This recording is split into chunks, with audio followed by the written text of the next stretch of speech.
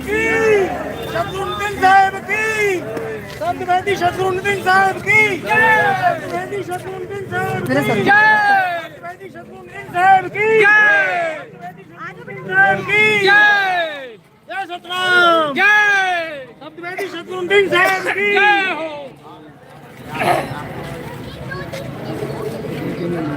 सतगुरु कबीर साहब की जय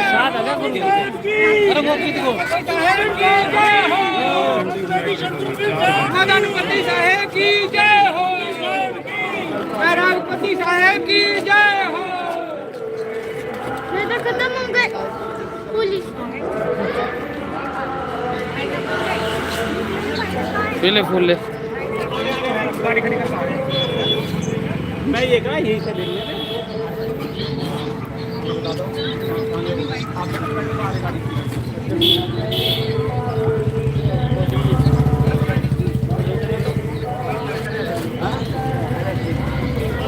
हाँ चलो है ठीक है अच्छे से बना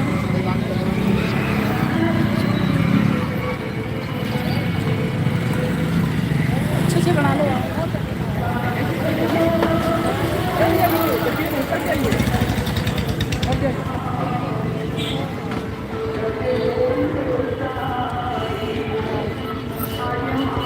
सतगुरु नितिन पति साहेब की साहेब की शत्रुद्दीन साहेब की शत्रु कबीर साहेब की शत्रु कबीर साहेब की शत्रु कबीर साहेब यही से ले लो यही से घर ले लो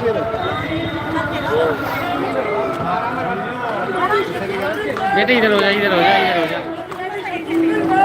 यहीं से ले लो यहीं से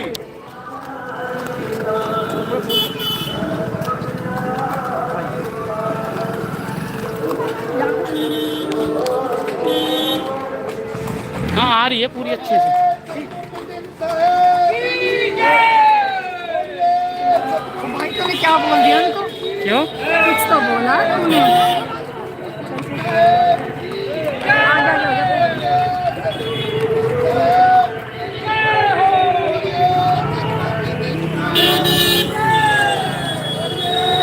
अच्छी वीडियो बना रहा हूँ जबरदस्त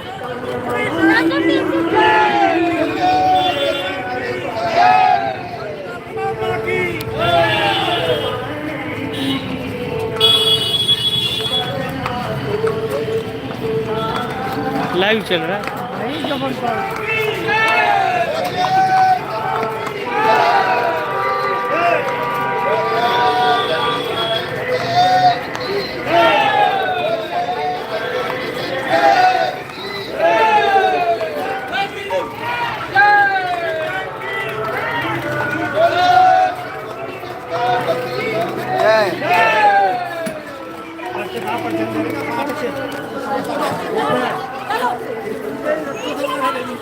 तुम्हें उनको कुछ कहा तो सच्ची बताओ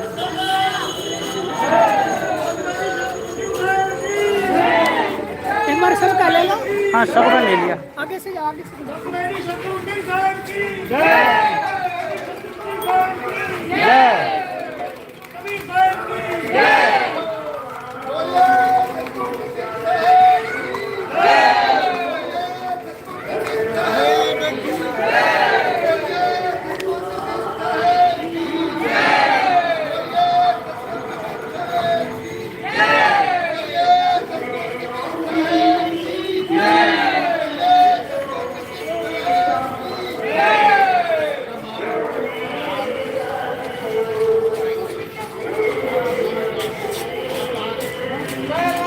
गुरुजी का फोन है ये अच्छा लग रहा है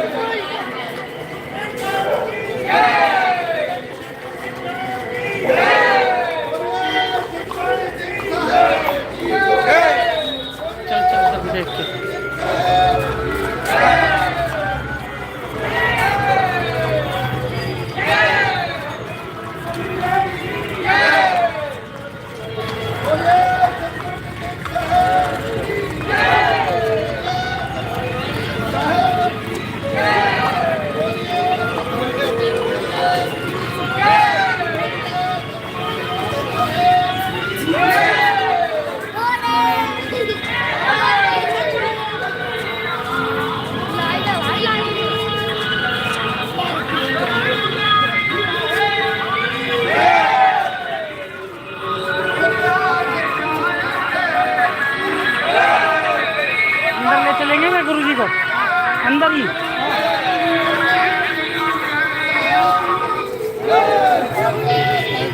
मुझे दे दो, गुलाब वाले दे दो। देख गिर गया नीचे। उठा बेटे उठा जल्दी।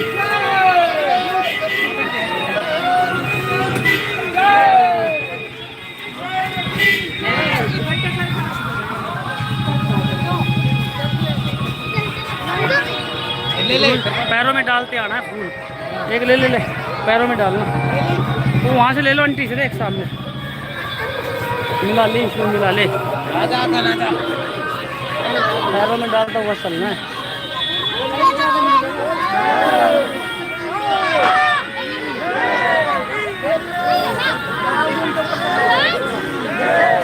चल भाई चल।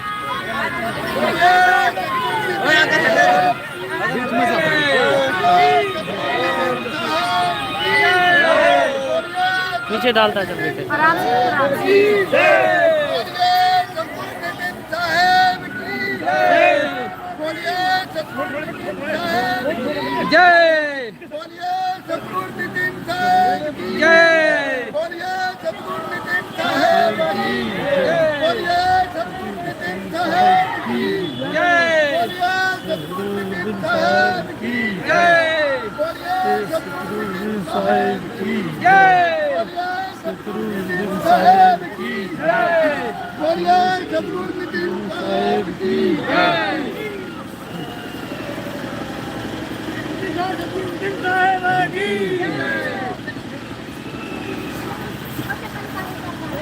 ये जो है झंडे बड़े वाली को डाल दी ना, यहीं से लेकर गए। अच्छा अच्छा अच्छा दूर तो नहीं मैंने दी ठाकुर भैया को। कुर्सी लिया तो सुन, कुर्सी लिया, कुर्सी वहाँ से जल्दी स्पीड से कुर्सी ला के दे देना। एक थक जाएंगे खड़े खड़े।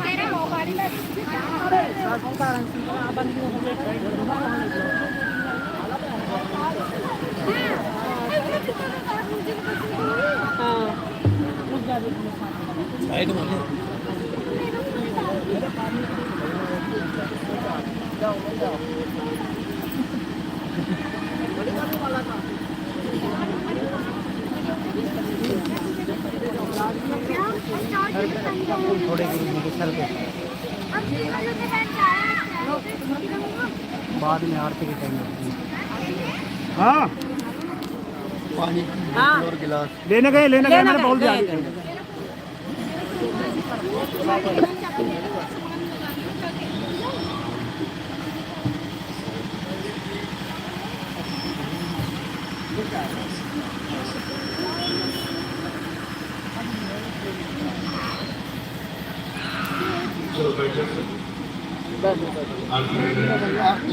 सब आरती का काम है।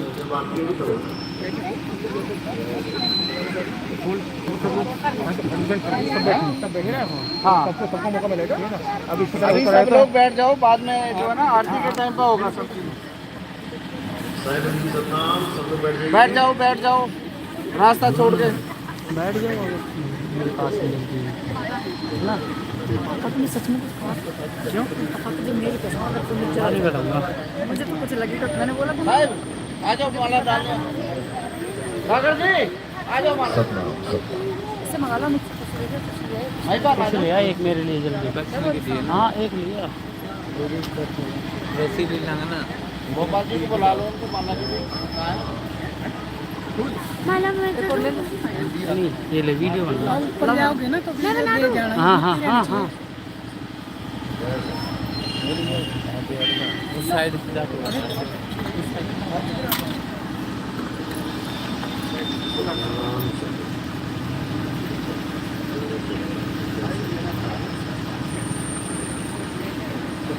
तू डाल गया। हाँ गुरु जी का तू डाल गया। अरे पागल अभी तो पहले वीडियो बना दी।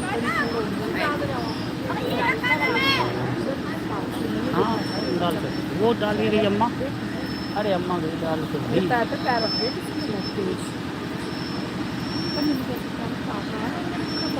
वहाँ पे जहाँ पे गाड़ी से उतरे थे। ले यार इसको डाले यार यार तू पागल है यार। वो तेरे को थोड़ा पहनना है पागल। लो मैं बनाती हूँ।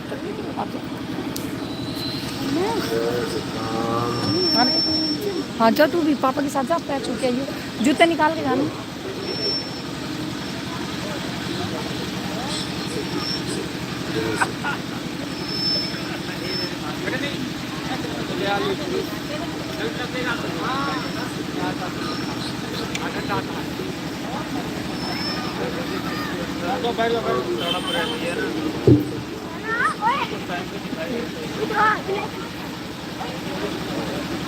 कोई बात नहीं,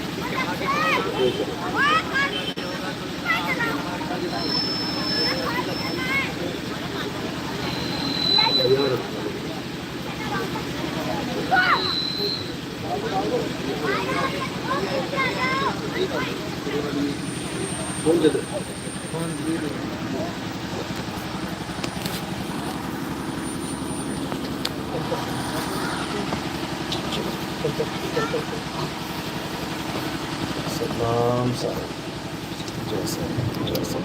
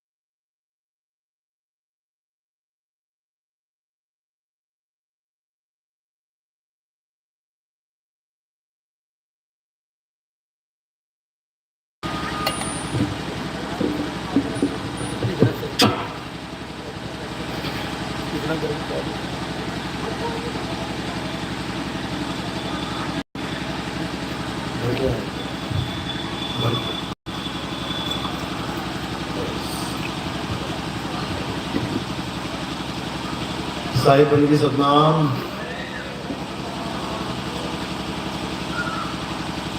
तो आज परमात्मा की अपार कृपा से मेरठ में ये मूल ज्ञान का प्रचार प्रसार होने जा रहा है।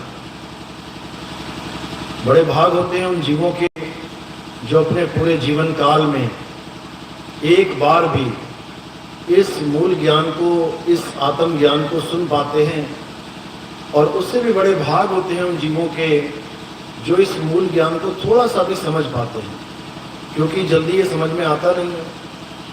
पूरी उम्र भी सुनते रहोगे तब भी समझ में नहीं आएगा, जब तक मालिक की कृपा ना हो तब तक। लेकिन अगर बंदी छोड़ की दया हो जाए, परमात्मा की कृपा हो जाए, तो ये पहली बार में ही समझ में आने लग जाता है। तो आज इसी मूल ज्ञान को अच्छे से समझेंगे ताकि हम सबका ये मनुष्य जन्म सफल हो सके। ये बार बार जन्मना मरना, बार बार लख 84 के चक्कर काटना, ये सब समाप्त हो जाए और हम सदा सदा के लिए उस परम पिता परमात्मा के चरणों में लीन हो जाए। लेकिन वो कैसे होंगे, कैसे हमें मुक्ति मिलेगी, कैसे हमें जन्म मरण से, इस बंधन से छुटकारा मिलेगा, इसको समझने के लिए आपको बहुत बड़े विवेक की जरूरत है। ये जल्दी किसी के समझ में नहीं आता है, ये उसी के समझ में आता है जो विवेकी हो जाता है। और गुरु का काम केवल और केवल विवेक देना होता है। गुरु केवल आपको विवेकी बनाएगा, वस्तु आपके पास है, गुरु कुछ लेगा देगा नहीं। कि कोई सोचे मेरे गुरुजी ने मुझे कोई ऐसी अनमोल वस्तु दे दी कि अब मेरा बेड़ा पार हो जाएगा। वस्तु लेके तो तुम टहल रहे हो, वस्तु लेके तुम घूम रहे हो। संतों ने समझाया, भीखा भूखा कोई नहीं, सबकी गठड़ी लाल, और गांठ खोल देखा नहीं, ताते भय कंगाल। यानी इस दुनिया में एक भी ऐसा जीव नहीं है जिसके पास वो अनमोल वस्तु नहीं है। वो को कहाँ ढूंढे रे बंदे, मैं तो तेरे पास में। किसी एक को नहीं बोला, ये सबको बोला, सबके लिए। लेकिन वो वस्तु कैसे मिलेगी, क्या करना पड़ेगा, उसके लिए आपको मूल ज्ञान समझना पड़ेगा। सबसे पहले सत्संग से जुड़ना पड़ेगा। कहते बिन सत्संग विवेक ना होई, और राम कृपा बिन सुलभ न सोई। बिना सत्संग के विवेक होने वाला नहीं है। और जब तक विवेक नहीं हुआ तब तक आप उस अनमोल वस्तु के बारे में सोच भी नहीं सकते। तो आज उसी अनमोल वस्तु के बारे में सत्संग करेंगे, उसका खुलासा करेंगे, ताकि सब भक्तों को उस अनमोल वस्तु का ज्ञान प्राप्त हो, जिसके लिए मीराबाई ने बोला, वस्तु अमोलक दी मेरे सतगुरु और कृपा कर अपनायो, पायो जी मैं नाम रतन धन पायो। वो क्या है नाम रतन, वो कौन सा धन है, आज उसका पूरा खुलासा किया जाएगा। तो सत्संग शुरू करने से पहले परम पिता परमात्मा के चरणों में बंदगी करेंगे, जयकारा लगाएंगे और फिर सत्संग शुरू करेंगे। बोलिए परम पिता परमात्मा की, सदगुरु बंदी छोड़ कबीर साहेब की, सभी संतों की, सभी भक्तों की, सतगुरु मदनपति साहेब की, सतगुरु दूलमपति साहेब की, दीवान जवाहरपति साहेब की, सतगुरु मोहनपति साहेब की, सतगुरु राम अनुराग साहेब की, सतगुरु राम सेवक साहेब की, सतगुरु विराटपति साहेब की, कैनपुर धाम की, सभी संतों की, सत्संग में आए भक्तों की, सबके गुरु महाराज की, सकल हंस को बंदगी, साहेब बंदगी सपना। तो हमारे जीवन का मुख्य उद्देश्य क्या है? जब तक हमें यह समझ में नहीं आया तब तक हम इस जन्म को सफल भी नहीं कर पाएंगे। एक बच्चा स्कूल जाता है, उसको पता है कि मैं स्कूल क्या करने आया हूँ, पढ़ने आया हूँ, पढ़ के एग्जाम देने आया हूँ और एग्जाम देने के बाद पास होने आया हूँ। अगर ये आपके जहन में है, अगर ये आपके दिमाग में है, अगर ये चीज आपको याद है, तो याद रखिए कि आप बहुत विवेकी हैं। आप उस नजर को रखते हैं जिसको पार की नजर कहते हैं। आप उस लक्ष्य को समझते हैं जो आपने प्राप्त करना है।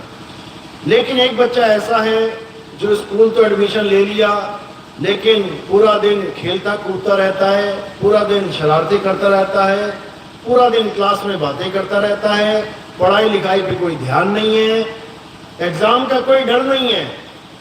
अब वो पास हो जाए बहुत मुश्किल है।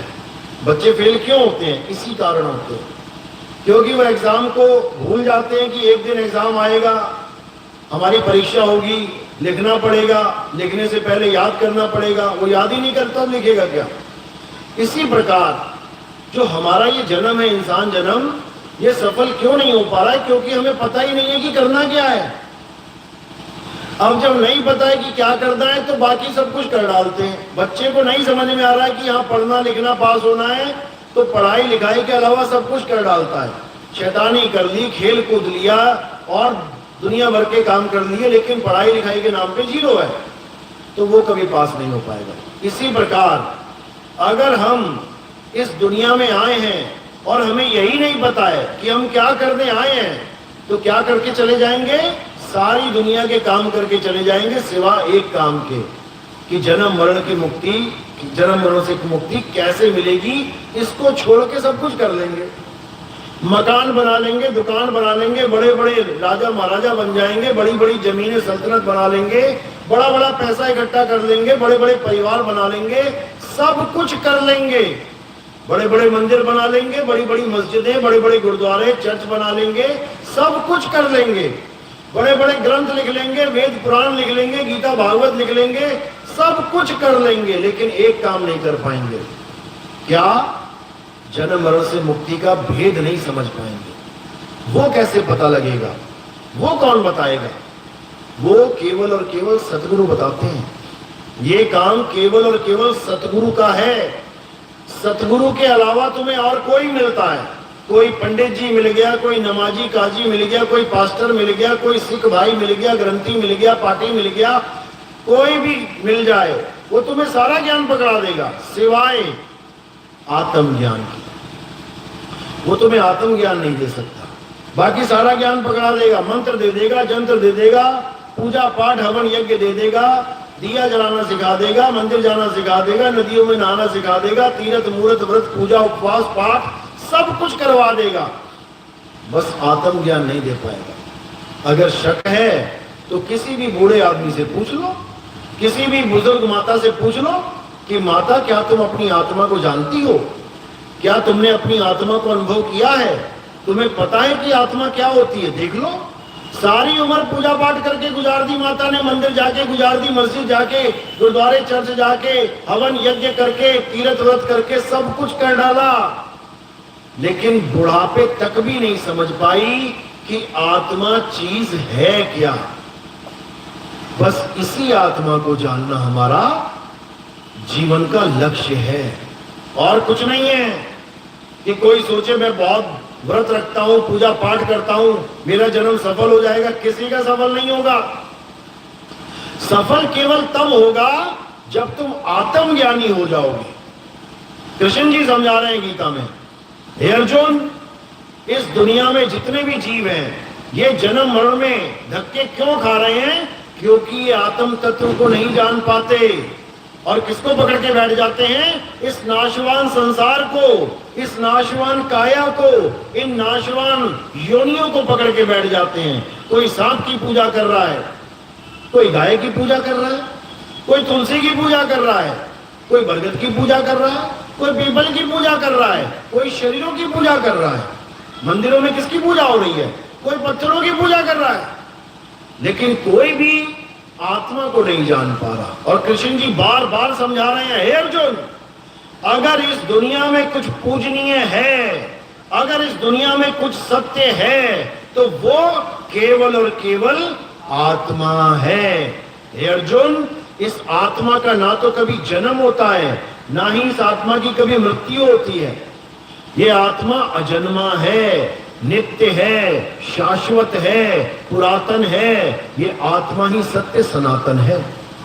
इस आत्मा को कोई मारने में सक्षम नहीं है। सारी दुनिया के ऋषि मुनि, पीर पैगंबर, औलिया, सारी दुनिया के देवी देवता, भैया भवानी, यहाँ तक कि भगवान तक अगर आके ये श्राप दे दे कि आत्मा की मृत्यु हो जाए, हो जाएगी क्या? नहीं हो सकती, क्योंकि आत्मा अमर है। ना तो ये कभी जन्मती है और ना ही इसकी कभी मृत्यु होती है। इस आत्मा को ना तो कोई शस्त्र काट सकता है, ना आत्मा को कोई अग्नि जला सकती है, ना वायु सुखा सकती है, और ना ही जल भिगो सकता है। इस आत्मा का कोई कुछ नहीं बिगाड़ सकता। अब करना क्या है? इस आत्म तत्व को जानना है। कैसे जानेंगे? 24 घंटे हमारे साथ है। बिना आत्मा के कोई अपने घर से पंडाल तक नहीं आ सकता, बिना आत्मा के कोई पंडाल से घर नहीं जा सकता, बिना आत्मा के कोई खड़ा नहीं हो सकता, कोई बैठ नहीं सकता, कोई लेट नहीं सकता, बिना आत्मा के कोई खा नहीं सकता, कोई पी नहीं सकता, कोई चल नहीं सकता। लेकिन दुख की बात यह है कि सारी उम्र जिस आत्मा के सहारे सारे काम करता है, उसी आत्मा को नहीं जानता, और आत्मा के द्वारा किए जाने वाले कार्य को महान मान के बैठ जाता है। ये मंदिर किसने बनाए? आत्मा के द्वारा बनाए गए हैं। जिन मिस्त्रियों ने मंदिर बनाए, जिन मजदूरों ने मंदिर बनाए, आत्मा की वजह से बना पाए। अगर आत्मा ना होती, बना लेता कोई? ये ग्रंथ किसने बनाए? वेद, पुराण, गीता, भागवत, कुरान, बाइबल, इंजील किसने बनाए? गुरु ग्रंथ साहब किसने बनाया? आत्मा ने बनाया। बिना आत्मा के कोई लिख के दिखाए जरा, बिना आत्मा के कोई एक भी अक्षर बोल के दिखाए जरा। ये सुबह से शाम जयकारे लगाते हैं, सुबह से शाम राम राम, अल्लाह अल्लाह, वाहिगुरु वाहिगुरु, गॉड गॉड, राधे राधे करते फिर रहे हैं। बिना आत्मा के करके दिखाए जरा। आत्मा की वजह से ही एक एक अक्षर गले से निकल रहा है। तो जो अक्षर गले से निकल रहा है वो बड़ा, या जिसकी वजह से निकल रहा है वो बड़ा? सूरज की वजह से किरणें धरती पे आ रही हैं, किरणें बड़ी या वो सूरज बड़ा? जब तक ये नहीं समझ में आया, तब तक तुम आत्मज्ञान की तरफ कभी मुड़ ही नहीं सकते, आत्मज्ञान की तरफ कभी चल ही नहीं सकते। जब तक ये समझ में नहीं आया, तुम कभी जान ही नहीं सकते कि तुम्हारे जीवन का लक्ष्य क्या है।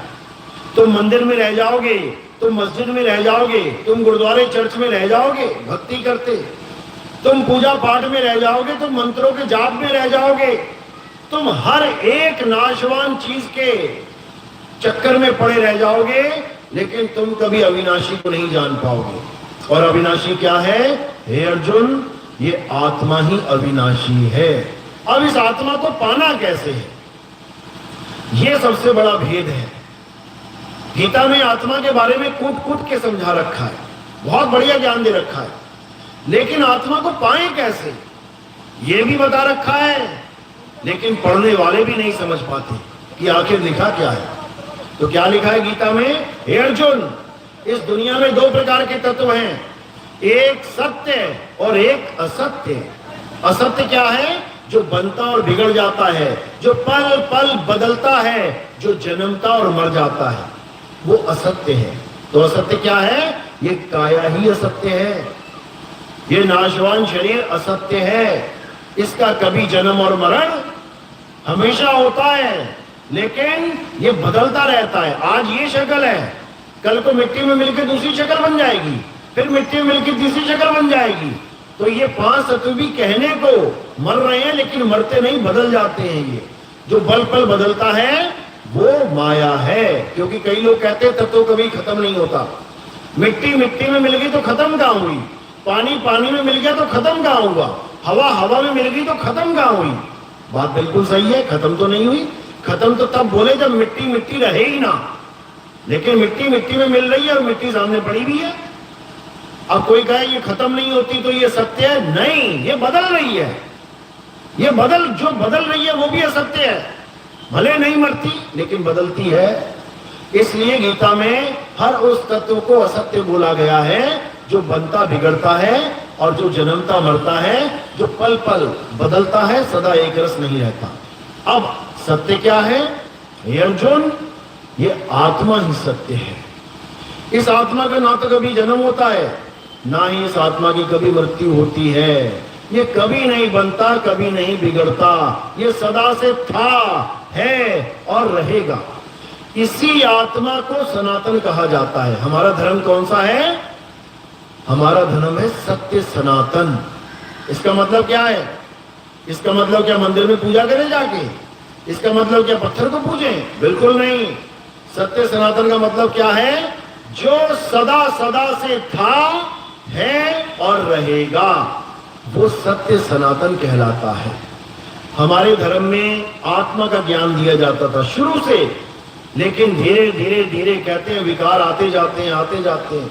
जब बच्चा छोटा सा होता है तो निर्विकार कहते हैं उसको, कि बच्चा है, कुछ नहीं पता इसको लालच का नहीं पता, इसको लोभ का नहीं पता, इसको काम का क्रोध का नहीं पता, पड़ा हुआ है बेचारा एक पालकी में। लेकिन जैसे ही बड़ा होता जाता है, काम भी आ गया, क्रोध भी आ गया, लोभ भी आ गया, मोह भी, सारे विकार आ गए। इसी प्रकार जब हम आत्म तत्व में रमे होते हैं तब हम निर्विकार होते हैं।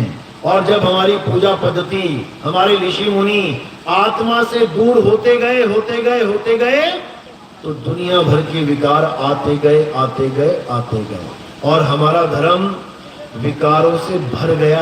आज भगवानों के नाम पर भी देखो क्या चल रहा है। किसी भी मंदिर में चले जाओ जो मशहूर है, वहां पे दो लाइनें लगी हुई हैं, एक गरीबों की, एक अमीरों की। ये कहां से फार्मूला बन गया भाई? क्या शंकर जी कैलाश पर्वत पे बैठे होते तो दो लाइनें चलती थी, एक अमीरों की और एक गरीबों की? ऐसा तो नहीं था, लेकिन ऐसा हो गया। क्यों हो गया? क्योंकि हम आत्म तत्व से दूर हो गए। अब आत्मा से दूर हो गए तो क्या बचा? फिर विकारी बच्चे, कुछ ना कुछ गड़बड़ होती जाएगी। तो करना क्या है? अब वापस घूम के यू टर्न लेके दोबारा आत्मा में रमण करना है। अध्याय 3 17वां श्लोक क्या कह रहे हैं? हे अर्जुन, जो अपनी आत्मा में रमण करते हैं, जो अपनी आत्मा में तृप्त हैं, जो अपनी आत्मा में संतुष्ट हैं, उनके लिए कोई धार्मिक कर्म कर्तव्य लागू नहीं होता। अब ये कौन रमेगा, कौन संतुष्ट होगा, कौन तृप्त होगा? ये कौन है? ये जीवात्मा है। जीवात्मा अपने असली स्वरूप को, जिसे आत्म स्वरूप कहते हैं, जीव स्वरूप नहीं, आत्म स्वरूप, जिसे सोहम स्वरूप कहते हैं। सोहंग नहीं कि श्वासों के अथपा जाप कर रहे हो, सोहंग सोहम, ये सोहम स्वरूप है, यानी जो तू सो हम, जैसा तू वैसे हम। जब ये अवस्था बनेगी, जब ये स्वरूप प्राप्त होगा, तब समझ लो कि अब तुम जन्म मरण से न्यारे हो जाओगे। और अगर ये स्वरूप प्राप्त नहीं कर पाए, अगर आत्मा और परमात्मा में भेद ही मानते रह गए, अभेद नहीं कर पाए, तो मेरे भाई दोबारा जन्म हो जाएगा, कोई माई का लाल बचाने वाला नहीं है। इसीलिए कबीर साहब ने और अन्य संतों ने क्या समझाया, तो ही मोही, मोही तो ही अंतर कैसा।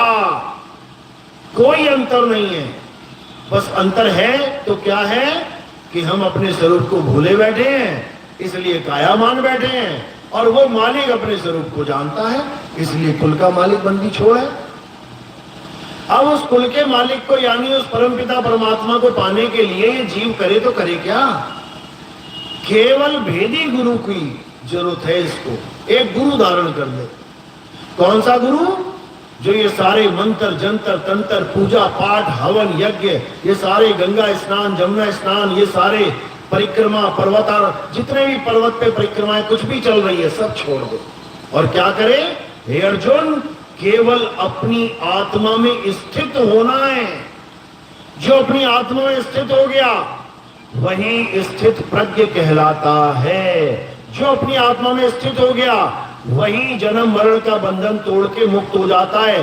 वरना जितने भी जपी तपी सन्यासी हैं, ये सब बंधन में ही रहते हैं। कबीर साहब समझा रहे हैं बाणी में, वो को कहां ढूंढे रे बंदे, मैं तो तेरे पास में, ना मैं जप में, ना मैं तप में, ना एकांत निवास में, ना मंदिर में, ना मस्जिद में, ना काबे कैलाश में, खोजी होए तुरंत मिल जाऊं एक पल की तलाश में। और कहे कबीर, सुनो भाई साधो, मैं तो हूं विश्वास में। कहते हैं जब तक तुम्हें ऐसा गुरु नहीं मिल गया, ये जितना जो मैंने बोला है सब छुड़वा दे पहले तो। ना मंदिर में, ना मस्जिद में, ना काबे कैलाश में, सब छुड़वा दे। ना मैं जप में, ना मैं तप में, ना एकांत निवास में, सब छुड़वा दे। नहीं प्राण में, नहीं पिंड में, ना ब्रह्मांड आकाश में, सब छुड़वा दे। ना मैं त्रिकुटी भंवर गुफा में, और ना श्वासों की श्वास में, ये सब छुड़वा दे। तब समझना कि अब सही रास्ता मिलने वाला है। और वो रास्ता क्या है? वो है आत्म ज्ञान। जल में मीन प्यासी, मोहे देखत आवे हासी, आत्म ज्ञान बिना नर भटके, कभी काबा कभी काशी। केवल आत्मा का ज्ञान ना होने के कारण हम जन्मों जन्मों से भटक रहे हैं। सतयुग में इतनी पूजा पाठ करी, इतनी भक्ति करी, इतना नाम जपा, कमी नहीं छोड़ी सतयुग में, सब कुछ किया। फिर क्या हुआ? फिर त्रेता युग में आ गए। त्रेता में खूब नाम जपा, खूब हवन यज्ञ किए, खूब पूजा पाठ किया, खूब राम राम किया। उसके बाद क्या हुआ? उसके बाद द्वापर में आ गए। द्वापर में खूब पूजा पाठ करी, खूब देवताओं को मनाया, खूब राधे कृष्णा किया। उसके बाद क्या हुआ? ये कलयुग में आ गए। और अगर कलयुग में भी यही कुछ करते रहे तो क्या होगा? फिर वापस आ जाएंगे। इसलिए अब क्या करना है? अब वो नहीं करना है जो कलयुग, सतयुग, द्वापर, त्रेता में कर लिया है। अब क्या करना है? अब वो करना है जो इन चारों युग में आज तक नहीं कर पाए। और वो क्या है? अपनी आत्मा में रमण करना है। रमण।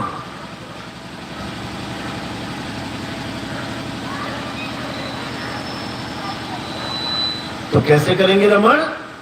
जब हमारे जीवन में आत्मज्ञानी गुरु आएगा, वो तुम्हें बताएगा कि आत्मा में रमण कैसे करते हैं। वो तुम्हें समझाएगा कि आत्मा आखिर है कहां। वो तुम्हें बताएगा कि तंत्रों मंत्रों जंत्रों से परे आत्मज्ञान होता क्या है। और उसके बाद तुम्हें कहीं जाने की जरूरत नहीं है। उसके बाद जहां तुम खड़े हो वहीं परमात्मा है, जहां तुम बैठे हो वहीं परमात्मा है, जहां तुम लेटे हो वहीं परमात्मा है, जहां तुम हो वही परमात्मा है। उसके बाद कोई परमात्मा को ढूंढने वाला खेल खत्म हो जाएगा। उसके बाद क्या हो जाएगा? उसके बाद परमात्मा तुम्हारे अंदर ही विराजमान है, उसी में खोजना है। साहिब समझा रहे हैं, कह रहे हैं ज्यों तिल माही तेल है और ज्यों चकमक में आग, तेरा साईं तुझ में है, जाग सके तो जाग। कह रहे कहीं जाने की जरूरत नहीं है भाई, जहां तू बैठा है वही परमात्मा है। बस तेरे जीवन में वेदी गुरु आ जाए, वही मिल जाएगा तुझे मालिक। कैसे मिलेगा? जैसे तिल के दाने में तेल मिल जाता है। अब तिल का दाना यहां पड़ा है और तेल ढूंढने जा रहे हो तुम अयोध्या, तेल ढूंढने जा रहे हो तुम काबा, तेल ढूंढने जा रहे हो मक्का मदीना, नहीं मिलेगा। अगर तिल यहां है तो तेल भी यही है और तेल तिल के अंदर ही है। इसी प्रकार चकमक पत्थर जहां है वहीं आग है, पार नहीं है, कहीं दूर नहीं है। जहां चकमक पत्थर है वहीं आग है, जहां तिल है वहीं तेल है, और जहां आत्मा है वहीं परमात्मा है। तो आत्मा कहां है तुम्हारी? अयोध्या में है या काशी में मथुरा में है? अरे जहां तुम हो वहीं तुम्हारी आत्मा है, लेकिन तुम्हें उसका भेद नहीं पता। मीराबाई को भी नहीं पता था, इसीलिए पत्थर की मूर्ति लेके घूमती थी गली गली में, नाचे मीरा गली गली। कृष्ण जी की मूर्ति लेके गली गली घूमती थी। फिर क्या हुआ? एक दिन गुरु जी मिल गए। कौन से गुरु जी? रविदास जी महाराज। उन्होंने देखा लगन तो अच्छी लगी हुई है बिटिया में, बहुत प्रेम है इसको भगवान से, बहुत अच्छी बात है, लेकिन मार्ग गलत पकड़ लिया है। जिस मार्ग को इसने पकड़ लिया है यह मुक्ति का मार्ग नहीं है। हाँ, भक्ति का मार्ग है, भगत कहलाओगे, जैसे मीरा कृष्ण भगत कहलाती थी। भक्ति का मार्ग तो पत्थर पूजना भी है। अलग अलग भक्तियां, अलग अलग मार्ग है, लेकिन मुक्ति का मार्ग नहीं है ये। और जब तक भक्ति से मुक्ति ना हो तब तक वो भक्ति सद्भक्ति है ही नहीं। भक्ति तो माता पिता की भी भक्ति है। माता पिता को दिन रात पूजो वो भी भक्ति है, गुरुओं को दिन रात पूजो वो भी भक्ति है, अरे पत्थर को दिन रात पूजो वो भी भक्ति है, लेकिन मुक्ति नहीं है उससे। कह रहे माता पिता मिल जाएंगे 184 माही, गुरु भजन और सतगुरु भक्ति फिर मिलेगी नहीं। ये भजन बंदगी तो मिलने वाली नहीं है। ये कैसे मिलेगी? जब आपके जीवन में गुरु आ जाएगा। तो गुरु क्या करेगा? जो मीराबाई को बताया। रविदास जी महाराज ने क्या बोला कि मीरा, जिस भगवान को तू पकड़ के घूम रही है, जैसे ही तेरे प्राण पखेरु उड़ेंगे, जैसे ही तेरा शरीर छूटेगा, ये मूर्ति भी तेरे हाथों से छूट जाएगी, भगवान तुझसे जुदा हो जाएंगे। ऐसा भगवान पकड़, ऐसा भगवान खोज जो तुझे पकड़ ले, और अगर उसने तुझे पकड़ लिया तो फिर ना छूटेगी, फिर तू अलग नहीं हो पाएगी। मीरा के समझ में आ गई बात। फिर क्या किया उसने? राजपूत होकर, क्षत्रिय जात थी उसकी, राजपूत ठाकुर, उस जमाने में ठाकुर होकर, और वो भी कोई आम औरत नहीं कि कोई आम औरत है, रानी थी वो। उसने ठाकुर यानी ऊंची जात का होकर भी, रविदास जी महाराज यानी उस जमाने में कहते थे शूद्र हैं, नीच जात वाले हैं, उसको गुरु धारण किया। सोचो, जात पात के बंधन को तोड़ दिया किसने? रानी ने। इसीलिए जहर पिलाया गया था उसको, इसलिए नहीं पिलाया गया था कि वो कृष्ण जी की भगत थी। कृष्ण जी के तो भगत सारे ही थे, पूरा राजस्थान कृष्ण जी का भगत है, तो क्या जहर पिला रहे एक दूसरे को? जहर इसलिए पिलाया गया क्योंकि उसने उसको गुरु धारण कर लिया जो सबकी नजरों में नीच जात का था। तो बड़ी बेइज्जती हुई। फिर क्या? फिर मीरा को मारने के लिए जहर पिला देगा, फिर भी ना मरी वो, ऐसी मालिक की मौत थी। तो कौन सी वस्तु, किस वस्तु का ज्ञान मीराबाई को रविदास जी ने दिया, वो भी समझ लो। कह रही है पायो जी में नाम रतन धन पायो, वस्तु अमोलक दी मेरे सतगुरु, कृपा कर अपनायो, पायो जी में नाम रतन धन पायो।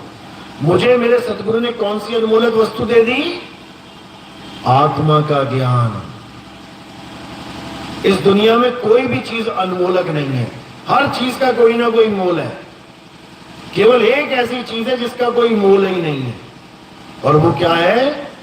आत्मा। इसका कोई मोल नहीं है। कोई नहीं कह सकता कि मैं आत्मा खरीद के लेके आ रहा हूं, मतलब ही नहीं है। शरीर खरीद सकता है, आंख पैर हाथ बाल खाल किडनी फेफड़े खरीद सकता है, सारे संसार में दिखने वाली हर वस्तु खरीद सकता है, लेकिन आत्मा को नहीं खरीद सकता। तो ये अनमोलक वस्तु क्या है? ये आत्मा है। और ये आत्मा केवल मीराबाई के पास नहीं, ये आपके पास भी है। सबके पास आत्मा है ना? अपनी अपनी आत्मा लेके आयो साथ में, घर रहेगी किसी की? सब लेके आयो। हिल रहे हो, डुल रहे हो, खा रहे हो, पी रहे हो, बोल रहे हो, हंस रहे हो, क्योंकि आत्मा साथ है। लेकिन आत्मा साथ है तो मिल क्यों नहीं रही? आत्मा साथ है तो अनुभव क्यों नहीं हो रहा? अभी बर्फ की एक छोटी सी सिल्ली पकड़ा दो, अभी देखो अनुभव होने लग जाएगा। अभी आग का थोड़ा सा अंगारा हाथ में पकड़ा दो, अभी अनुभव होने लग जाएगा। अभी ठंडी गर्म चीज का अनुभव होने लग जाएगा। लेकिन आत्मा 24 घंटे साथ है, अनुभव नहीं हो रहा, पता ही नहीं लग रहा है क्या? क्यों नहीं पता लग रहा? क्योंकि सारा ध्यान काया में है, सारा ध्यान शरीर में लग चुका है। और जब तक शरीर में लगा रहेगा ध्यान, तब तक किसी को आत्मा का ज्ञान होने वाला नहीं है। तो क्या करना है? शरीर से ध्यान हटा के अपनी आत्मा में ध्यान धरना है। और कैसे धरेंगे? जब तुम्हें भेदी गुरु समझाएगा कि ये ध्यान आत्मा में धरा कैसे जाता है। उसके बाद तुम्हें कोई पूजा पाठ करने की जरूरत नहीं है, उसके बाद तुम्हें कोई दिया अगरबत्ती करने की जरूरत नहीं है, उसके बाद तुम्हें सारी उम्र कोई मंदिर मस्जिद गुरुद्वारे चर्च जाने की जरूरत नहीं है। क्यों? क्योंकि जिसको पाने के लिए तुम मंदिर जा रहे थे, जिसको पाने के लिए तुम चर्च जा रहे थे, जिसको पाने के लिए तुम मस्जिद गुरुद्वारे जा रहे थे, वो तुम्हें घर बैठे मिल जाएगा। मार्केट में हम क्यों जाते हैं सामान लेने? जब हमारे घर में सामान खत्म हो जाता है। चाय बना रहे हो, अब चीनी खत्म है तो क्या करोगे? जाओगे मार्केट, भागे भागे लेके आओगे। और चीनी का डब्बा घर में भरा पड़ा है तो कौन जाएगा मार्केट? कोई नहीं जाएगा, वो तो पड़ा ही है माल। इसी प्रकार जब हमें हमारे पास ही वो आत्म तत्व मिल जाता है तो हमें कहीं जाने की जरूरत ही नहीं पड़ती, वो घट में ही विराजमान हो जाता है। इसीलिए कबीर साहब ने समझाया, सब घट मेरा साइया सुनी सेज न कोई, और बलिहारी व घट की जिस घट परगट होए। परमात्मा कैसे मिलता है? कोई कहता है सतलोक जाएंगे परमात्मा को पाने, कोई कहता है अलख लोक जाएंगे परमात्मा को पाने, कोई कहता है अगम लोक जाएंगे, कोई कहता अनामी लोक जाएंगे। और हिंदू भाइयों में कहते हैं हम स्वर्ग जाएंगे, गोलोक जाएंगे, शिवलोक जाएंगे, ब्रह्मलोक जाएंगे, भूलोक जाएंगे। कहीं जाने की जरूरत नहीं है, वो घट में ही विराजमान हो जाता है। वो कैसे मिलेगा? वो प्रगट होता है, प्रगट होता है वो बलिहारी व घट की जिस घट प्रगट होए। तुम्हें जाने की जरूरत नहीं है, वो तुम्हारे घट में ही प्रगट है प्रगट पर दीखत नाही, सतगुरु सैन सहारा हो, आवे न जावे जन्मे नहीं मरे, सो निज पीव हमारा हो।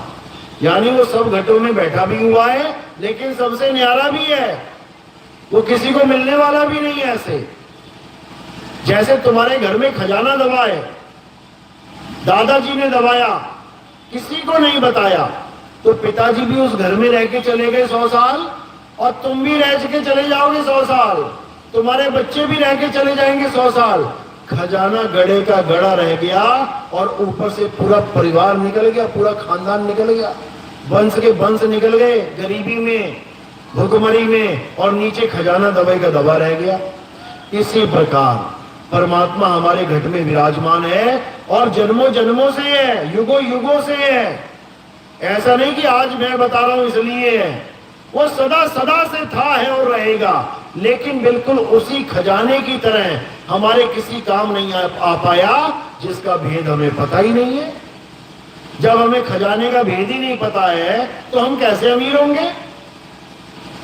इसीलिए कबीर साहब ने जपी तपी सन्यासी से ज्यादा भेदी गुरु की महिमा गाई है। जो कबीर साहब कहते हैं ना कि गुरु बड़े गोविंद से मन में देख विचार, ये कौन से गुरु की बात चल रही है? ये भेदी गुरु की बात चल रही है। वो समझा रहे हैं कि परमात्मा साथ रहा है सदा तुम्हारे, तब भी तुम्हें मुक्त नहीं किया उसने, लेकिन अगर तुम्हारे जीवन में भेदी गुरु आ जाए, वही परमात्मा तुम्हें इसी जन्म में मुक्त कर देगा। याद रखना, ये दया है मालिक की, क्योंकि वो चाहता है कि तुम गुरुमुख हो, ज्ञान को प्राप्त करो और निकलो यहां से। तो कैसे मिलेगा वो मालिक? जब हम अपने घट में खोजना शुरू करेंगे। मुंह को कहां ढूंढे रे बंदे, मैं तो तेरे पास में, खोजी होए तुरंत मिल जाऊं, एक पल की तलाश में, एक पल में। कहीं कहते ना मैं इतने सालों से मालिक को ढूंढ रहा हूं, मिल नहीं रहा। अरे भेदी गुरु के पास जा, एक पल में तुझे भेद बताएंगे उसके ठिकाने का, एक पल में। उससे क्या होगा?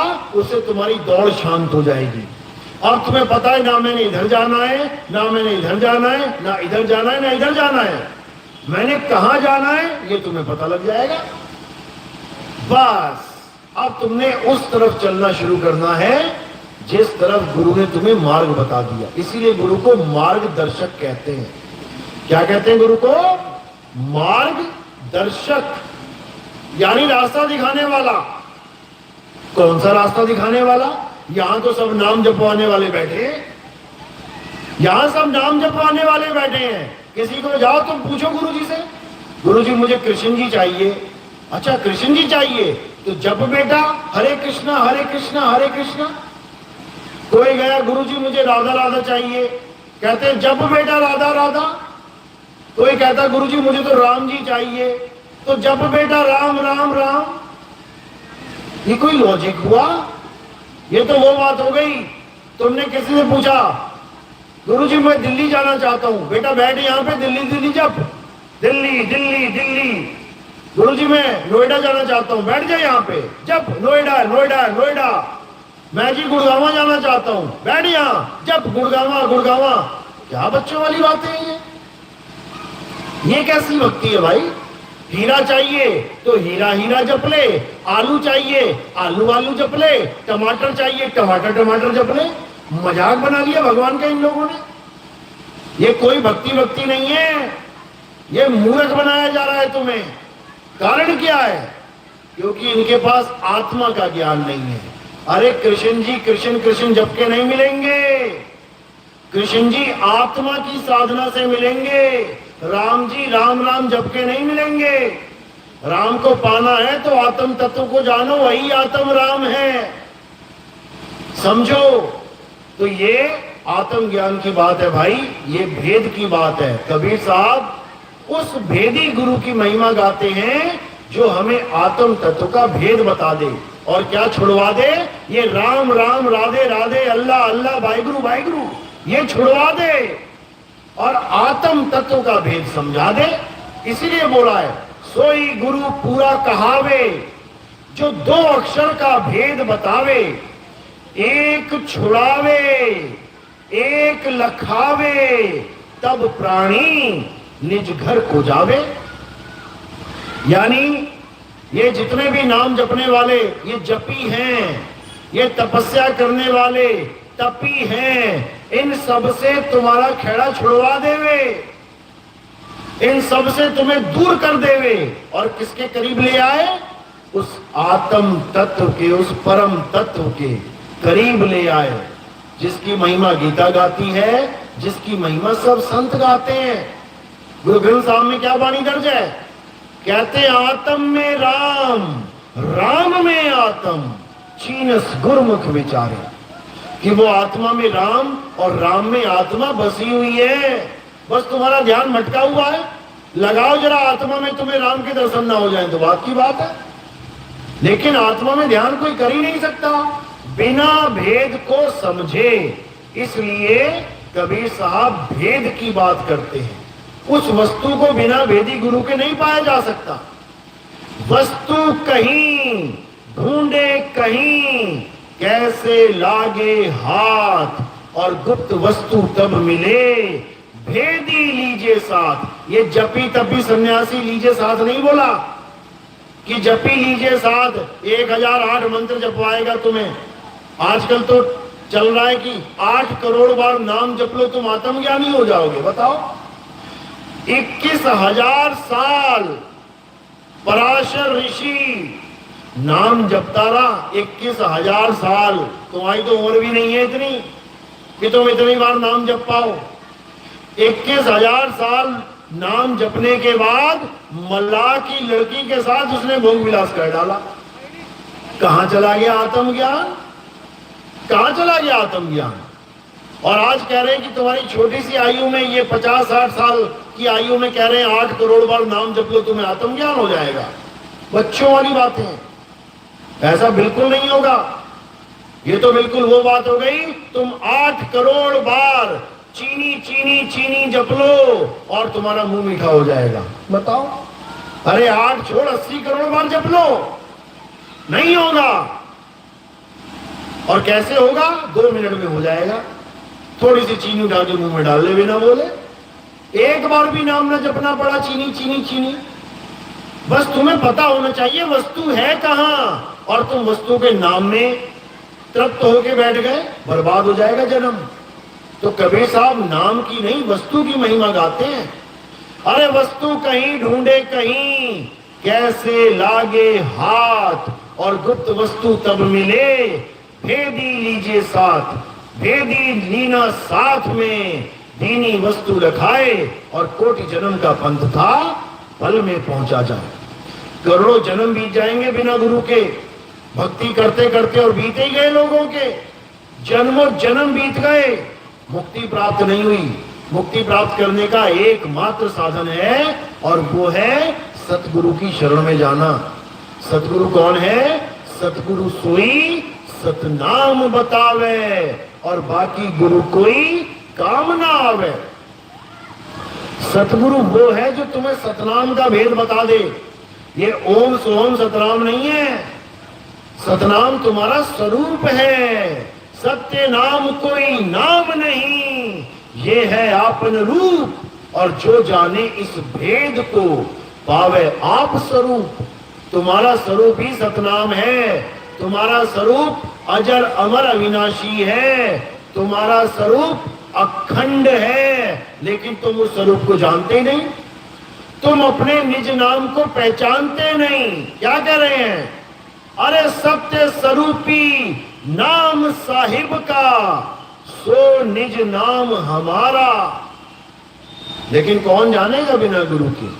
तंत्रों में, मंत्रों में, जंत्रों में पूरा जीवन बर्बाद करके चले जाते हैं, 84 में भटक जाते हैं। लेकिन अब नहीं भटकना है। अब वो काम करना है जो आज तक नहीं किया, और वो क्या है? अपनी आत्मा में रमण करना है, और कुछ नहीं करना।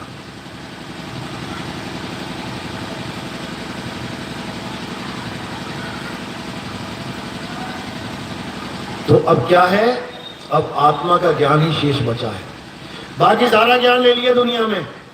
हिंदुओं ने हिंदुओं के ज्ञान ले लिए, मुसलमानों ने मुसलमानों का ज्ञान ले लिया, सिखों ने सिखों का ले लिया, ईसाइयों ने, हर ज्ञान लेके बैठ गया इंसान।